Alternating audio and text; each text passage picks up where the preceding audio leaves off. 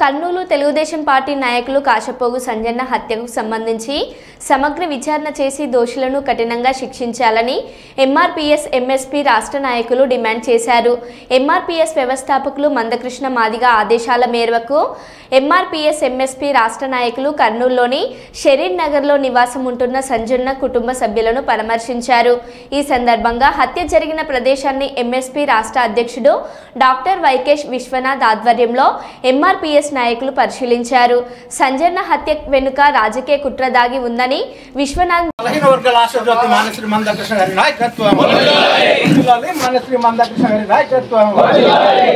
జాతీయ వ్యాప్తంగా మానశ్రీ మందకృష్ణ గారి నాయకత్వం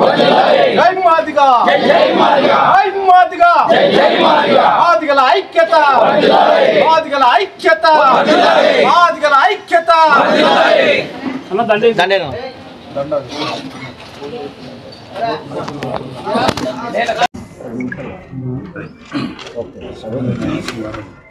మా వాళ్ళు కంప్లైంట్ కూడా ఇచ్చారు.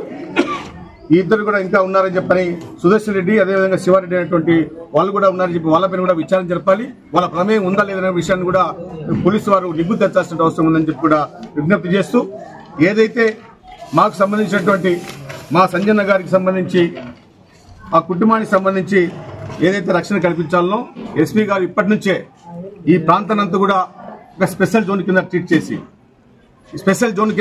ట్రీట్ చేసి పూర్తిగా పోలీస్ పికెటింగ్ ఏర్పాటు చేసి, ఇప్పుడే కాదు భవిష్యత్తులో కూడా ఇక్కడ చాలా ఇబ్బంది జరిగేటువంటి పరిస్థితి ఉంది. ఆ కుటుంబానికి నష్టం జరిగేటువంటి పరిస్థితి ఉంది.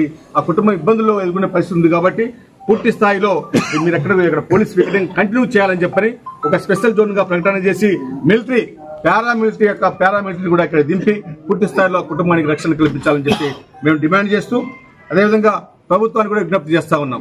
ఏదైతే SC ST atrocity act attract అవుతుందో దానికి వచ్చేటువంటి మాకు రాయితీలు ఏవైతే ఉన్నాయో ఆ నష్టపరిహారం ఏదైతే ఉందో ఆ నష్టపరిహారం అంతా కూడా కలెక్టర్ గారు వెంటనే వాటిని రిలీజ్ చేయాలని చెప్పి కూడా విజ్ఞప్తి చేస్తూ, కే సంజన హత్యకు సంబంధించినటువంటి హంతకులను వెంటనే అరెస్ట్ చేయాలని మేము డిమాండ్ చేస్తున్నాం.